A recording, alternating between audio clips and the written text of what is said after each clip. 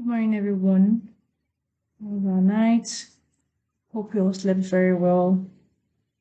I like to start by saying that nature is beautiful. Yes, it's good to look beautiful with your natural looks that God created us with.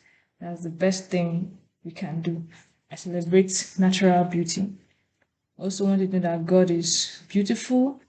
You're the apple of God's eyes, and you're highly valued by God. You don't need a man necessarily to complete you. All right, so today I'll be talking about what I feel ladies should know when going into marriage, because it's very important.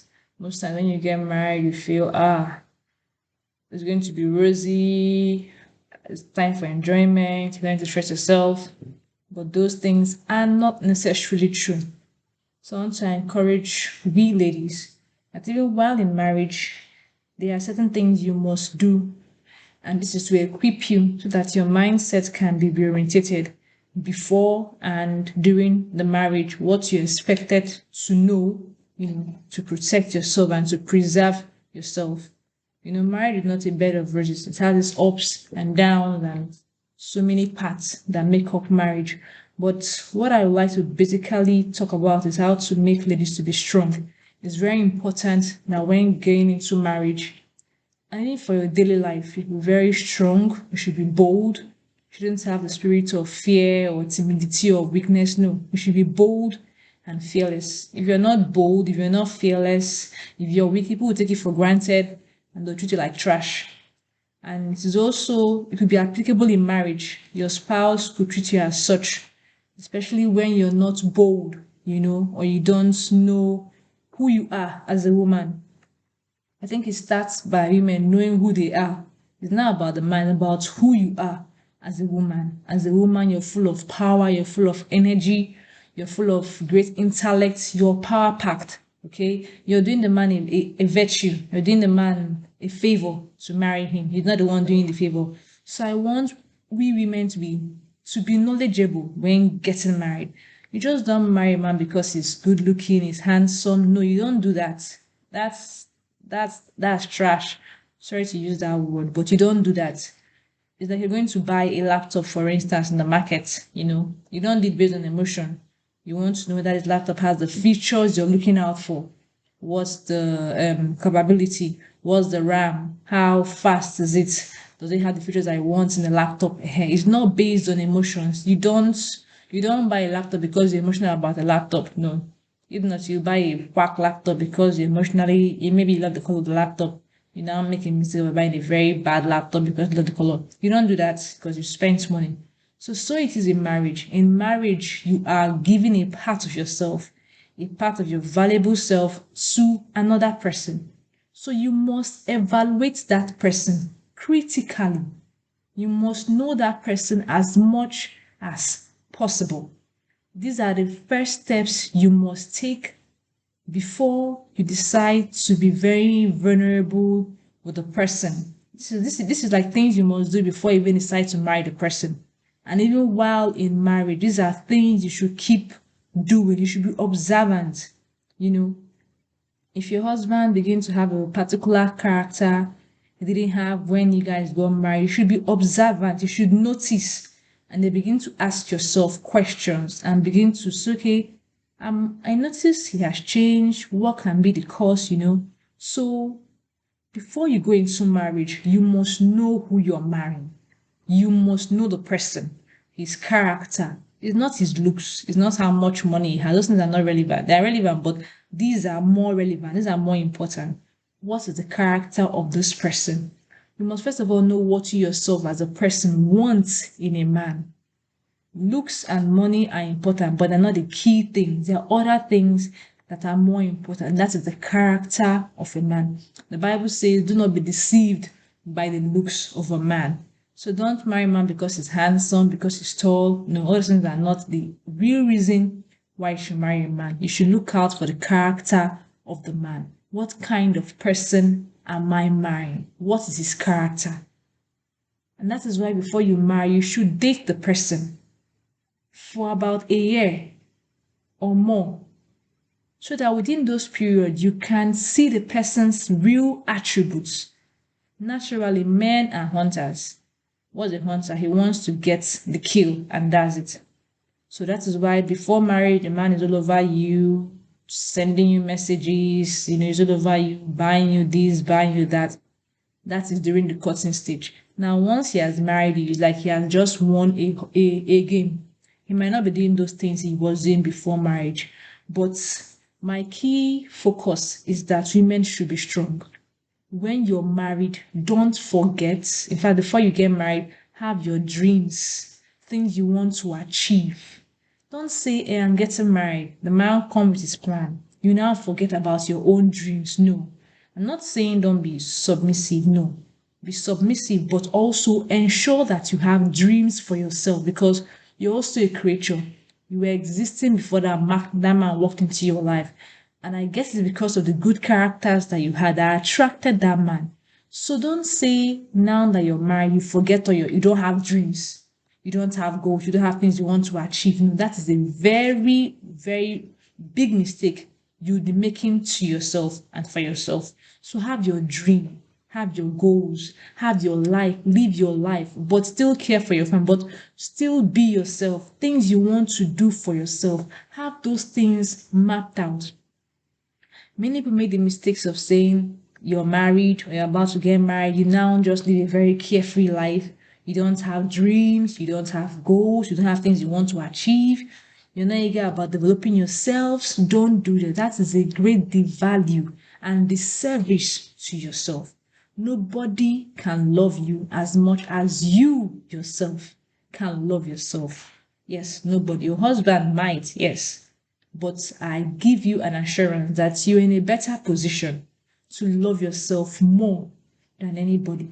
So be wise. Be wise. Have your dreams, have your goals, live your life, care for yourself, set out things you want to achieve for yourself in line with whatever it is the man wants people to achieve, but also ensure that you have a dream for yourself. You have goals you set for your life. You have things you want to achieve. Maybe after every 3 months or something, have a plan for yourself so that perhaps the man, God forbid, anything happens to that man, because you have had the mindset of being independent, if anything happens to him, you can stand on your 2 feet. Most women, when their husbands are dead because they were pampered during the marriage, now the man is dead. Maybe the in-law comes and saying, "Give us all that belongs to our brother." And most time, if you're not lucky, you might not even be able to see a single pin in that home. Your in-laws will take everything from you. This is Nigeria, it's a man's world, So you must be independent. You must be financially independent. You must be intellectually independent. You must have skills. Have skills. Don't just give birth, give birth, give birth. No. Have skills that you have and keep improving yourself. Another thing that is very important is that you must be strong. You must be strong emotionally. You must be strong psychologically. You must be strong mentally and physically. I'm not saying you're going to fight somebody, but you're preparing yourself for life because life comes with its challenges. And if you're not prepared, you might be smashed and treated like a trash. So don't allow anybody treat you as trash. No, you are beautifully and wonderfully made. In fact, you're the greatest asset to yourself, first of all, before to your spouse and your children. You are of great importance to yourself. So treat yourself as one. Improve yourself. Take care of yourself. Pamper yourself. Don't always depend on your husband. I'm not saying it's bad, but have your own money. Have your own accounts. You guys can have a joint account, but it is good you have your own just in case. Just in case. All right? Just in case. And most time women suffer a lot because sometimes they face different kind of abuses in their marriages. Yes, either consciously or unconsciously, the men exhibit such characters out of whatever reasons. If you're not strong psychologically, if you're not strong emotionally, if you're not intelligent to detect when a man is treating you with the aim to intimidate you, or because he wants to be wicked to you, if you're not intelligent to know when a man begins to treat you as such, before you know, you turn to a trash. He will talk to you anyhow and treat you anyhow. Why? Because you don't even know your value, you don't even value yourself. So you set the boundaries for him. If a man treats you the way you don't want, you talk to him and say, hey, don't treat me like trash. I'm not a piece of trash. You tell it to him bluntly, and then he's going to retrace his step. But if you keep quiet and say, hey, I'm a good wife, this one, that one, he doesn't know, he's going to keep on treating you like that. So that is why you must be emotionally stable. Be strong. Know when you're being treated rudely and correct the person immediately. Do not accept it. Do not give him an excuse. No. Be able to detect when you're being treated in a wrong way and correct the person instantly on the spot. And the person is going to retrace his step because most times I see women falling into the same pit. And once a man begins to treat you like that, he will keep on treating you like that because you've not told him how to treat you. So you teach him and tell him how he should treat you. He might be cold, he might stop doing things you do for you before. No problem. Because you're already prepared, you will not be so worried about it. You're a human being. You should respect you. You should treat you right. Okay? You're not a piece of trash. After all, your parents have trained you. Even if your parents didn't train you, but your parents have been there for you, and somehow you've gotten to where you've gotten to in life. So don't allow anybody, particularly your husband, treat you like a doormat. Either the way he talks to you or the way he behaves. If he begins to act the way you don't like, you tell him straight up in a very calm voice, honey, I don't like the way you're treating me. Whatever it is, state it exactly that he did wrong. State it. Don't give excuses. Because once you begin to condone it, he's going to increase his forms of insult.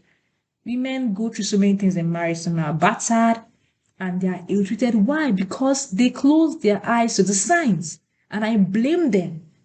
So I do not want you to be a victim of such. So once you start seeing such threats or such abuse, even emotional abuse, you call a person straight up and speak to him calmly and firmly so that he would retrace his step.